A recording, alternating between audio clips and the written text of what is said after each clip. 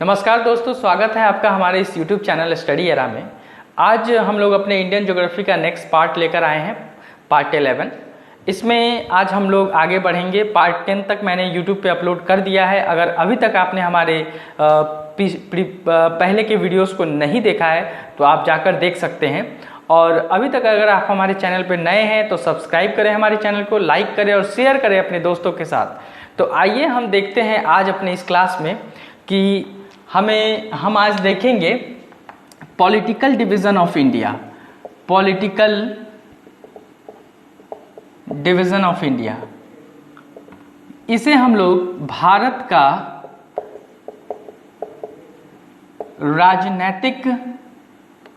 राजनैतिक विभाजन बोलते हैं।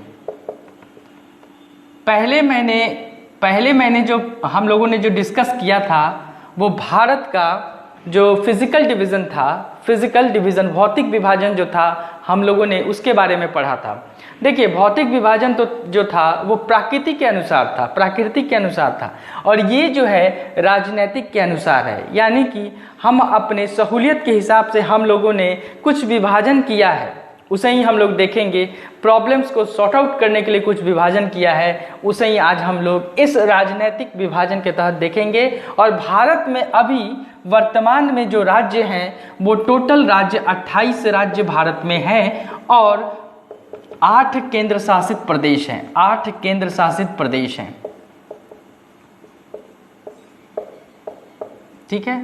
8 केंद्र शासित प्रदेश हैं। आपको बता दें कि इससे पहले 7 केंद्र शासित प्रदेश हुआ करता था, लेकिन जम्मू कश्मीर के बाइफर्केशन के बाद से 9 केंद्र शासित प्रदेश हो गए थे। लेकिन फिर बीच में ही 26 जनवरी 2020 को एक और केंद्र शासित प्रदेश के मर्ज हो जाने के कारण हमारा केंद्र शासित जो वर्तमान में जो अभी केंद्र शासित प्रदेश है वो 8 है। अब हम जानेंगे अपने इसी आज के लेक्चर में सभी केंद्र शासित प्रदेश के बारे में जानेंगे, उनकी कैपिटल के बारे में जानेंगे और कौन सा ऐसा केंद्र शासित प्रदेश है जिसे मर्ज कर दिया गया और 9 केंद्र शासित प्रदेश से 8 केंद्र शासित प्रदेश हो गए हैं भारत में। और राज्यों की बात करें तो राज्यों की चर्चा हम ज़्यादा इसलिए नहीं करेंगे क्योंकि आपको ये सारी चीज़ें पता हैं और जो इम्पोर्टेंट हैं जैसे एग्ज़ाम पॉइंट ऑफ व्यू से हैं उसे हम आपके साथ डिस्कस करेंगे। जैसा कि सिक्किम के बारे में हम लोग डिस्कस करेंगे, गोवा के बारे में डिस्कस करेंगे। तो ये कुछ जो महत्वपूर्ण पॉइंट्स हैं उनके बारे में हम यहाँ पे डिस्कस करेंगे। तो सबसे पहले हम यहाँ पे आ जाते हैं केंद्र शासित प्रदेश के बारे में, उसके बारे में हम लोग जान लेते हैं, ठीक है। केंद्र शासित प्रदेश के बारे में देखिए, केंद्र शासित प्रदेश कौन कौन से हैं उसके बारे में हम लोग देख लेते हैं।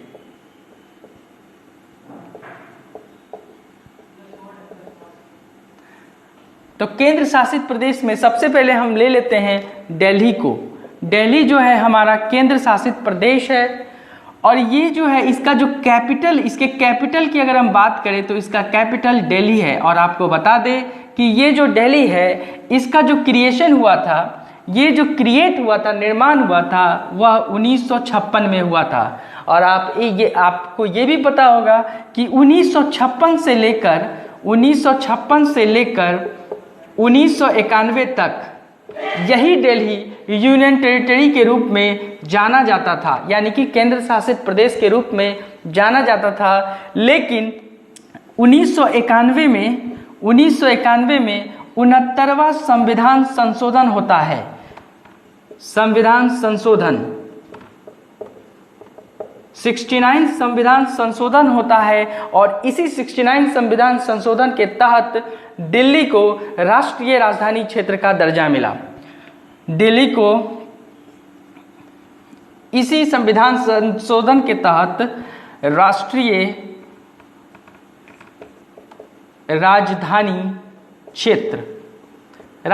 राजधानी क्षेत्र का दर्जा मिला दिल्ली को। आपको बता दें कि दिल्ली का जो क्षेत्रफल है, इसके क्षेत्रफल की अगर हम बात करें तो इसका क्षेत्रफल 1484 किलोमीटर स्क्वायर है, ठीक है। तो ये सारी जो चीज़ें थी ये सभी के सभी दिल्ली के बारे में थी, जो एक केंद्र शासित प्रदेश पहले हुआ करता था। 69वें संविधान संशोधन के तहत इसे राष्ट्रीय राजधानी क्षेत्र का दर्जा मिला। अब हम लोग आ जाते हैं अपने दूसरे केंद्र शासित प्रदेश को देख लेते हैं। केंद्र शासित प्रदेश को हम लोग देख लेते हैं। दूसरा जो हमारे पास केंद्र शासित प्रदेश है वो है अंडमान निकोबार। अंडमान निकोबार, ठीक है। अंडमान निकोबार की जब हम बात करते हैं तो इसका जो कैपिटल है वह है पोर्ट ब्लेयर। पोर्ट ब्लेयर, ठीक है, इसका कैपिटल है पोर्ट ब्लेयर। और इसका भी जो निर्माण हुआ था वो 1956 में हुआ था, ठीक है। इसका निर्माण काल भी 1956 ही है। अगर हम थर्ड में बात करें तो थर्ड में हमारे पास लक्षद्वीप है। लक्षद्वीप है। लक्षद्वीप की अगर हम बात करते हैं तो इसका जो कैपिटल है वो कवरत्ती है। कवरत्ती है, ठीक है। ये लक्षद्वीप का कैपिटल है, ठीक है, राजधानी है। और आपको बता दें कि अगर आपने हमारे पिछले वीडियोस को देखा होगा, अगर थर्ड या फोर्थ वीडियोस को देखा होगा इंडियन ज्योग्राफी का, तो उसमें मैंने बताया हुआ है कि लक्षद्वीप भारत का सबसे छोटा यूनियन टेरिटरी है। और इसका जो क्षेत्रफल है, इसका क्षेत्रफल महज 32 किलोमीटर स्क्वायर है, ठीक है, 32 किलोमीटर स्क्वायर है। आगे अगर हम बात करें चौथे नंबर पे, तो चौथे नंबर पे हम चंडीगढ़ को ले लेते हैं। चंडीगढ़ को ले लेते हैं, ठीक है। चंडीगढ़ का जो कैपिटल है वो चंडीगढ़ ही है, चंडीगढ़ है, ठीक है। और आपको बता दें कि चंडीगढ़ जो है वो पंजाब और हरियाणा की भी राजधानी है। इसके पीछे क्या है कि ये चंडीगढ़ जो है पंजाब और हरियाणा की भी राजधानी है। दोनों जो है चंडीगढ़ को ही अपनी राजधानी बनाना चाहते थे, इसीलिए पंजाब और हरियाणा के प्रॉब्लम्स को देखते हुए चंडीगढ़ को दोनों की राजधानी बना दिया गया है। आइए अब हम अपने नेक्स्ट केंद्र शासित प्रदेश को देख लेते हैं। तो चंडीगढ़ की भी चर्चा करेंगे हम इसकी चर्चा आगे करेंगे। नेक्स्ट में हम लोग देख लेते हैं, नेक्स्ट में जो हमारे पास है वो है पुडुचेरी, पौंडीचेरी, ठीक है। और इसका जो कैपिटल है वो पौंडीचेरी है, ठीक है, पौंडीचेरी है। पौंडीचेरी के बारे में एक खास बात यह है कि पौंडीचेरी 3 राज्यों में इसके जो कुछ क्षेत्र हैं, पौंडीचेरी के जो कुछ क्षेत्र हैं वो 3 राज्यों में फैले हुए हैं,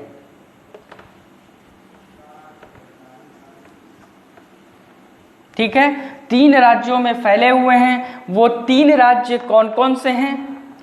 तो 5वां नंबर को मैं यहाँ पे लिख देता हूँ, पौंडीचेरी, इसका कैपिटल हो गया पौंडीचेरी। और आपको बता दें कि जो पौंडीचेरी है वो 3 राज्यों में इसके कुछ क्षेत्र हैं, जैसे माहे जो है वो आपको केरल राज्य में पड़ता है, केरल राज्य में पड़ता है। वहीं अगर हम यनम की बात करें तो यह आंध्र प्रदेश में पड़ता है, आंध्र प्रदेश में पड़ता है, ठीक है, आंध्र प्रदेश में पड़ता है। और तीसरा जो है, तीसरा पुडुचेरी और कराईकल, ये दोनों जो क्षेत्र हैं, ये दोनों क्षेत्र तमिलनाडु वाले इलाके में पड़ते हैं, ठीक है, तमिलनाडु वाले इलाके में पड़ते हैं। आगे हम लोग आ जाते हैं अपने छठे केंद्र शासित प्रदेश में। हमारा जो छठा केंद्र शासित प्रदेश है वो है दादरा और नगर हवेली और दमन और दीव, ठीक है। ये हमारा जो है छठा केंद्र शासित प्रदेश है। आपको बता दें कि पहले दादरा और नगर हवेली एक अलग केंद्र शासित प्रदेश हुआ करता था और दमन और दीव एक अलग केंद्र शासित प्रदेश हुआ करता था। लेकिन 26 26 जनवरी 2020 को इनको मर्ज कर दिया गया और इन दोनों केंद्र शासित प्रदेश को मर्ज करके एक केंद्र शासित प्रदेश बना दिया गया। इसके पीछे रीज़न कहा जा रहा है कि जो एडमिनिस्ट्रेटिव कॉस्ट जो होता है उसको कम करने के लिए ऐसा किया गया है और जो बर्डन आ रहे थे अलग अलग केंद्र शासित प्रदेश पे उनको कम करने के लिए, उसको रिड्यूस करने के लिए ये दो केंद्र शासित प्रदेश को बनाकर एक में मर्ज कर दिया गया है। तो ये जो हुआ ये 26 जनवरी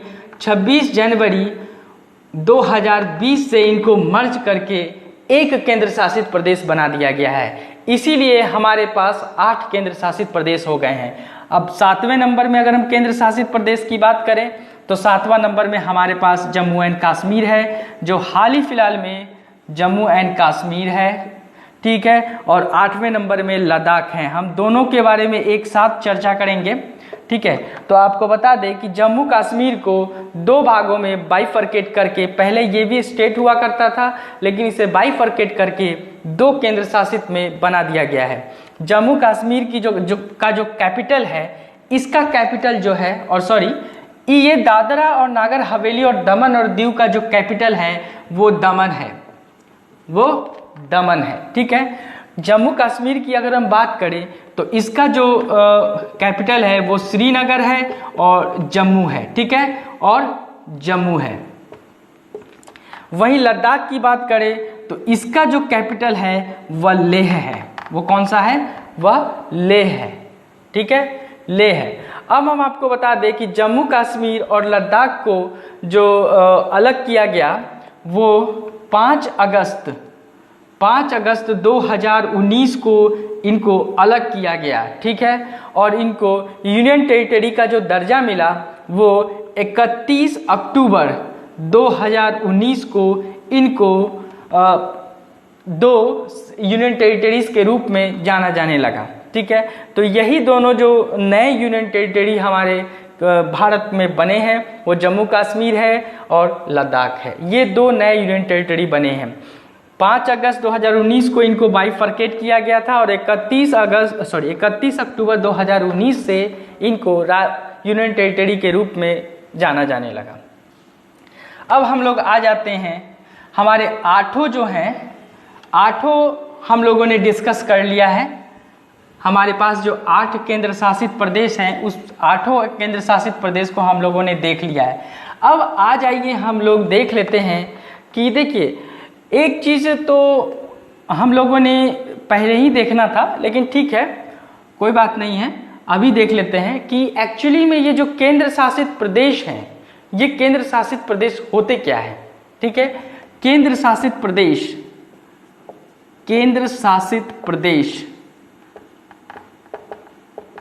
क्या होते हैं? केंद्र शासित प्रदेश क्या होते हैं इसके बारे में थोड़ा सा डिटेल हम लोग जानते हैं कि ये एक्चुअली में ये केंद्र शासित प्रदेश आखिर है क्या, क्यों इन्हें केंद्र शासित प्रदेश कहा गया। तो समझ लीजिए इस चीज़ को कि केंद्र शासित प्रदेश एक्चुअली में ये डायरेक्टली अगर एक लाइन में समझा जाए तो केंद्र शासित मीन्स सेंट्रल गवर्नमेंट, केंद्र सरकार इसको जो कंट्रोल करती है वो केंद्र सरकार, इस पे केंद्र सरकार का शासन चलता है, इस पर केंद्र सरकार का शासन चलता है, ठीक है। इस पे केंद्र सरकार का शासन चलता है। केंद्र शासित से एक लाइन में समझिए कि केंद्र शासित मीन्स केंद्र, जो केंद्र में जो सरकार जिसकी रहेगी उसी का शासन केंद्र शासित प्रदेश पर होगा।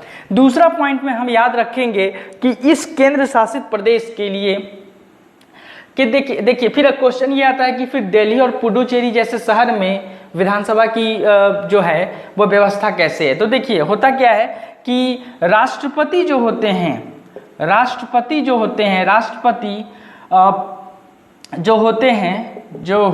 हैं वो लेफ्टिनेंट गवर्नर जिसे एलजी बोलते हैं, लेफ्टिनेंट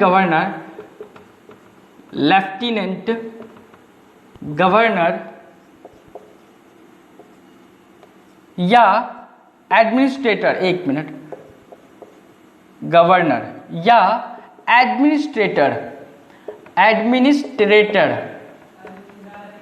को क्या करते हैं, नियुक्त करते हैं। मतलब उन लोगों की जो है एक राष्ट्रपति क्या करते हैं, लेफ्टिनेंट गवर्नर या एडमिनिस्ट्रेटर को नियुक्त करते हैं। मतलब इनको एडमिनिस्ट्रेटर के तौर पे रखा जाता है, को लेफ्टिनेंट गवर्नर या एडमिनिस्ट्रेटर को नियुक्त करते हैं, ठीक है।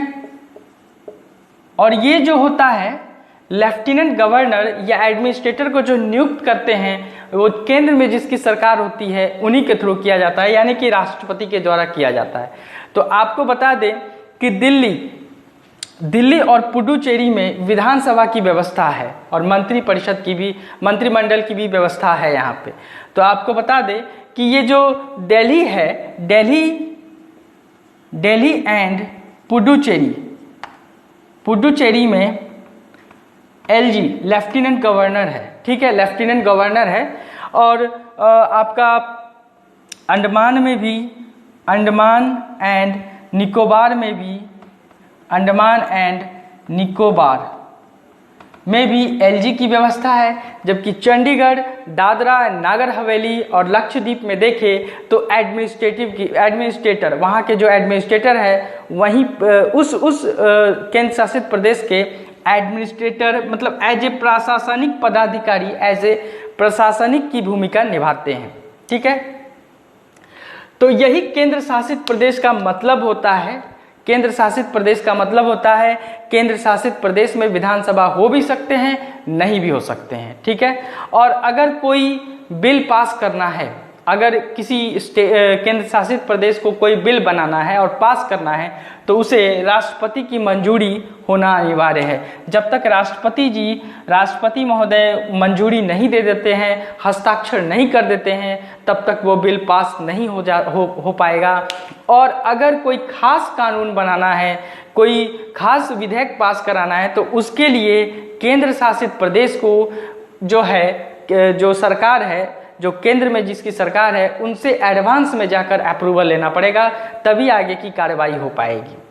तो ये था हमारा केंद्र शासित प्रदेश के बारे में। आज हम अपने क्लास को यहीं पे रोकते हैं और अपने नेक्स्ट वीडियो में इसी का पार्ट 2 लेकर आएंगे, क्योंकि केंद्र शासित प्रदेश में कुछ चीज़ें अभी रह गई हैं जहाँ पे हम लोग अंडमान निकोबार के बारे में जानेंगे, जम्मू कश्मीर के बारे में जानेंगे, पुडुचेरी के बारे में जानेंगे और सिक्किम, गोवा जैसे राज्यों के बारे में भी हम आपके साथ डिस्कस करेंगे, चीज़ों को जानेंगे और समझने का प्रयास करेंगे। तो बताइएगा कि आशा करते हैं कि आपको हमारा ये वीडियो समझ में आ गया होगा। तो इसी के साथ हम अपने वीडियो को यहीं पे रोकते हैं और सब्सक्राइब जरूर करें और शेयर करें अपने दोस्तों के साथ। आज के लिए इतना ही। Thank you and have a nice day.